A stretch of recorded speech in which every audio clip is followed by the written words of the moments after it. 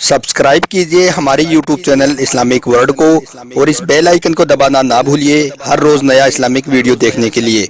शुक्रिया। दोस्तों, अल्लाह की किताब कुरान पाक इंसानों की हिदायत के लिए अल्लाह की तरफ से इंसानों को भेजा गया एक नायाब तोहफा है। अल्लाह पाक कुरान में इरशाद फरमाता है कि बेशक हमने कुरान पाक को नाजिल किया है और बेशक हम खुद ही इसकी हिफाजत करने वाले हैं। अल्लाह का यह वादा रशिया में किस तरह से सच साबित हुआ है वो हम आपको आज के इस वीडियो में बताने वाले हैं, इसलिए आप इस वीडियो को आखिर तक ज़रूर देखें और मेहरबानी करके अपने दोस्तों में शेयर भी कर दें ताकि और भी लोगों तक यह वीडियो पहुंच जाए। तो चलिए दोस्तों शुरू करते हैं। दोस्तों, हम जो वाक़या आपको यहाँ पर बताने वाले हैं यह वाक़या 1973 का है, जब रशिया में कम्युनिज्म का राज था। रशिया हुकूमत ने उस वक्त घर में कुरान पाक को रखने पर पूरी तरह से पाबंदी लगा दी थी, नमाज पढ़ने पर पाबंदी लगा दी थी, क्योंकि वो ऐसा मानने लगे थे कि इस कायनात का कोई भी खुदा नहीं है। उन दिनों में एक मुस्लिम ऑफिसर मॉस्को ट्रेनिंग के लिए चला गया। उसने वहां जाकर जो कुछ भी देखा हम आपको उसी की ज़बानी बताते हैं। वो ऑफिसर कहता है कि मैं ट्रेनिंग के लिए रशिया के मॉस्को शहर में पहुंच गया। उससे अगला दिन जुम्मे का दिन था। मैंने अपने दोस्तों से कहा कि चलो जुम्मे की नमाज अदा करने मस्जिद में चलते हैं। तो मेरे दोस्तों ने कहा कि यहाँ की हुकूमत ने सारी मस्जिदों को गोदाम बना दिए हैं, सिर्फ 2 ही ऐसी मस्जिद हैं जो इस शहर में कभी कभार खुलती हैं। जब मैंने उनसे यह सुना तो मैं हैरान हो गया और उनसे उन दोनों मस्जिदों का पता बताने को कहा। जब मेरे दोस्त ने मुझे मस्जिदों का एड्रेस दे दिया तो मैंने उनको ढूंढना शुरू कर दिया। बड़ी मुश्किल से मैं उनमें से एक मस्जिद तक पहुंच पाया। मैंने उस मस्जिद के बाहर जाकर देखा तो वह मस्जिद बंद पड़ी थी और उसके ताला लगा हुआ था। वहाँ मौजूद लोगों से पूछने पर मालूम हुआ कि मस्जिद के बराबर में ही रहने वाले शख्स के पास इसकी चाबी रहती है। मैं उस शख्स के पास गया और उससे बोला कि मस्जिद का दरवाज़ा खोल दीजिए, मुझको नमाज अदा करनी है। तो उसने कहा कि मैं दरवाज़ा तो खोल दूंगा, लेकिन आपको अगर कोई नुकसान पहुंचा तो इसका जिम्मेदार कौन होगा? तो मैंने कहा कि इसकी जिम्मेदारी मेरी है, आप सिर्फ मस्जिद का ताला खोल दीजिए। मैंने उनसे कहा कि देखिए जनाब, मैं मेरे देश में भी मुसलमान था और यहाँ पर भी मैं मुसलमान हूँ। मैं वहाँ पर भी नमाज पढ़ता था और यहाँ पर भी पढ़ूंगा, चाहे कुछ भी हो जाए। उसने मेरी इस बात पर मस्जिद का दरवाज़ा तो खोल दिया। फिर मैं मस्जिद के अंदर गया तो मैंने मस्जिद के अंदर जाकर देखा कि मस्जिद का अंदर से माहौल बहुत ही ज़्यादा ख़राब था। मैंने जल्दी जल्दी मस्जिद की सफाई की और उसके बाद बुलंद आवाज़ में अजान कह दी। मेरी अजान की आवाज़ सुनकर आसपास के सारे लोग इकट्ठा हो गए और सोचने लगी कि ये शख्स कौन है जो अपनी मौत को पुकार रहा है। उन लोगों में से कोई भी शख्स डर के मारे मस्जिद के अंदर नहीं आया। मस्जिद के अंदर मैं सिर्फ अकेला खड़ा था।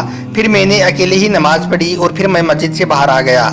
जब मैं वहाँ से रुखसत होने लगा तो लोग मुझको ऐसे देख रहे थे जैसे मैंने नमाज अदा नहीं की हो, बल्कि कोई बहुत बड़ा जुर्म कर दिया हो। खैर, मैं मस्जिद के बराबर में रहने वाले शख्स के पास गया और उसको मस्जिद की चाबियाँ सौंपते हुए अपने रास्ते चल दिया। अभी मैं चल ही रहा था कि इतने में एक बच्चा मेरे पास आया और अपने घर ले जाने की जिद करने लगा। उस बच्चे की ज़बान में मोहब्बत को देखकर मैं उसको ना नहीं कह सका और उसके साथ साथ उसके घर की तरफ चल दिया। उस बच्चे के वालिदैन ने मेरा अच्छी तरह से इस्तकबाल किया, मुझको अच्छी तरह से खाना वगैरह भी खिलाया। फिर मैंने उस बच्चे से पूछा कि क्या आपको कुरान पाक पढ़ना आती है?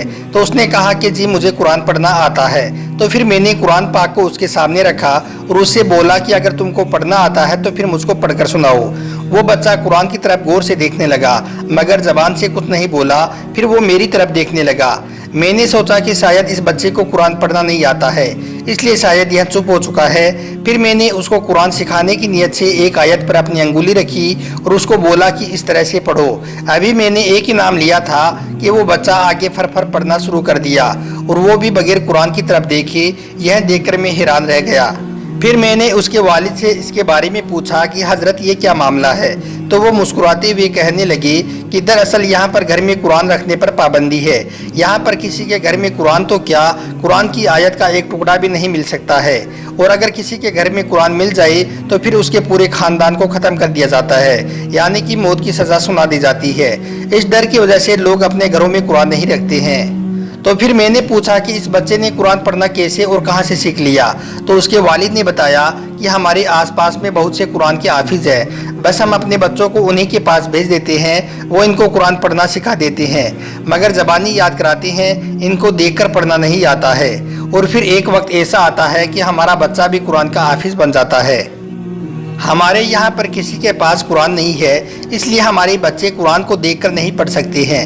باہر جو آپ بچے دیکھ رہے ہو ان میں سے آپ کو زیادہ تر بچے قرآن کے حافظ ملیں گے، اور یہی وجہ ہے کہ جب آپ نے ہمارے بچے کو قرآن سامنے رکھ کر پڑھنے کو کہا تو وہ نہیں پڑھ سکا، مگر آپ نے جیسے ہی آیت پڑھنا شروع کیا تو اس سے آگے اس نے پڑھنا شروع کر دیا۔ اگر آپ اس کو نہ روکتے تو یہ اس سے آگے کی پوری قرآن ہی آپ کو سنا دیتا۔ خیر دوستو، اس کے بعد اس آفیسر نے بتایا کہ پھر میں اس گھر سے باہر نکلا تو باہر کچھ اور بچے مجھ کو دکھائی دیے، تو پھر میں نے ان سے بھی قرآن سنانے کو کہا تو وہ بھی اسی طرح سے پھر پڑھنے لگے۔ تو میں نے اپنے دل میں اللہ کا شکر ادا کیا اور سوچنے لگا کہ ظالمو، تم اللہ کی کتاب قرآن کو گھر میں رکھنے پر تو پابندی لگا سکتے ہو، مگر جو قرآن ہمارے سینوں میں محفوظ ہے تم اس پر کبھی پابندی نہیں لگا سکو گی۔ یہ دیکھ کر مجھے اللہ کا وہ وعدہ یاد آ گیا جس میں اللہ نے ارشاد فرمایا ہے کہ بے شک قرآن کو ہم نے نازل کیا ہے اور بے شک ہم ہی اس کی حفاظت کرنے والے ہیں۔